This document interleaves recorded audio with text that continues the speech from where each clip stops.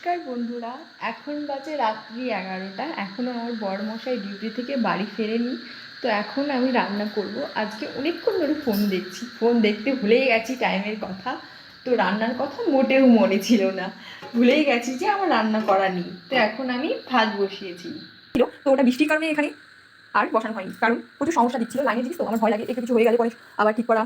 এটা আমি বিয়েতে গিফট পেয়েছি, যারা হয়তো আমার গিফটের ভিডিও পোস্ট করিনি, কিন্তু এটা আমি বলেছিলাম যে এটা ওর বন্ধুরা গিফট করেছে। তো এটা অবশ্যই হয়তো যারা দেখেছে তারাই বলতে পারবে। তো তার জন্য এটা আমি রান্না করিনি আজকে, কারণ এদিকে ঝড় বৃষ্টি হয়েছিল, সে কারণে প্রচন্ড ভয় লেগেছিল, তাই আমি আর করিনি। এখানে দেখতে পাচ্ছ আমি তো খেয়ে নিয়েছি, শুধু এখন বর্মশাইয়ের জন্য চপটা করবো। আর এখানে আমি এই তোমার ভেন্ডি ভাজা আছে করা, আমার ভেন্ডি ভাজাটা। আর এখানে তোমরা বিকালে বিকালে হ্যাঁ বিকালের দিকেই রান্না করেছি এই মাছটা, শুধু বর্মশাই খালি বলে ওর জন্য যতটুকু দরকার ততটুকু রেখেছি। আর এখানে ভেন্ডি ভাজাটা, আর এখানে চপটা ভেজে নেবো, মিষ্টি কুমড়ো চপ করবো, তিনটে করবো, এগুলো অনেক বেশি আছে, এটা করা যাবে না। আর একটা ধনিয়া চপ করে নেবো। তো এখানে চলো, এখানে শুধু এখন বেসনটা দিয়েছি। আর আমি যখন ভেজে খেয়েছিলাম তখন আগে একটু বেসন ছিল, তো এখানে কি কি লাগবে এখন দিচ্ছি, তো দেখে নাও, দেখিয়ে দিবি দেখবি। অনেকেই আমার চপের মধ্যে হলুদ দেয় না, কিন্তু হলুদ দিতে ভালোবাসি, তাই আমি হলুদটাও দিয়ে দিচ্ছি। আর এখানে নুনটা দিয়ে দেবো। এসে আপনি ঢাকনাগুলো খুলছে, কি অসুবিধা, একদিকে ক্যামেরা করে হয় না, মানে কি বলবো। আর এখানে একটু জিরে গুঁড়ো দিয়ে দেবো, জিরে গুঁড়ো দিয়ে দিলাম, নুনের গন্ধটা খুলছে, হ্যাঁ খুলে গেছে। এখানে একটু যতটা নুন দরকার ততটা নুন দিয়ে দেবো, বেশি দেবো না, বরং বেশি নুন দিতে একদম পছন্দ করে না। আর কিছু দেওয়ার মতো নেই, তো চলো জলটা নিয়ে এসি। এই জলটা দেবো না, তো জল কোথায় রাখা আছে, ও আমাকে জল ঢালতে হবে। বর্মশাই আছে তাড়াহুড়ে গাড়ি জল ফেলে দিয়ে যাবে, এই কাজটাও আমার বাড়িয়ে গেছে, তাই জল ঢেলে দিয়ে যায়। ও গল্প হচ্ছে এই যে সব সময় এমন, দেখো জলটা বেশি হয়ে গেল, আর আমি তখন ক্যামেরা অন না করে ওইদিকে বক বক করে যাচ্ছি। ও কী আর বলি, সত্যি। তো আমার আবাকেই বেসন দিতে হবে, শুধু বেসনটাই আছে। আর তোমার আতপ চালের গুঁড়ো পুরো নেই, তো শুধু আমি বেসনটা দিয়ে কাজ চালিয়ে দিচ্ছি।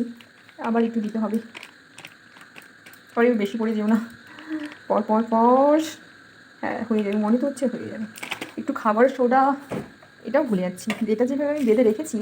আমার না প্রচণ্ড আলসি, এগুলো একটু বমের মধ্যে ঢুকিয়ে রাখবো, এগুলো কাজ করতে আমার প্রচণ্ড অলস আমি। হ্যাঁ এমনি আমার রান্নাঘর গুছিয়ে রাখতে খুব ভালোবাসি, কিন্তু এইগুলো এই বমে ঢোকানো, এই কাজ করতে ভালো লাগে না, মানে এক্সট্রা কিছু করবো সেইটাই আমার পুরো। এখন মিক্স করে নিচ্ছি, আবার এটা ঠিকঠাক হবে কি না জানি না, আরও মোটা করতে হবে না, এটাই হয়ে যাবে, সেটাই হচ্ছে কথা। হ্যাঁ মনে হচ্ছে হয়ে যাবে।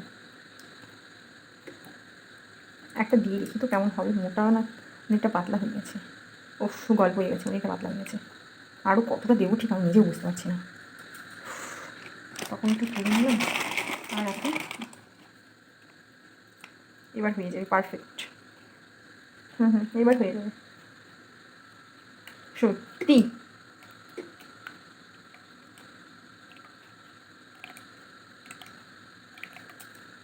হয়েছে তো, তাও দেখিনি, আমার নিজের প্রতি নিজেরই বিশ্বাস নেই।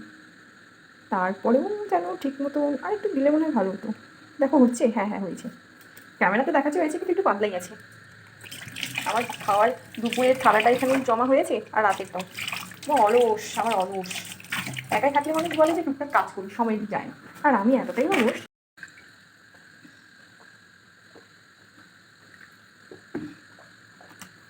অনেকেই হাউস ওয়াইফ থাকে যারা ফ্যামিলির সাথে থাকে না, তাদেরকে এমন কষ্ট করতেই হয়।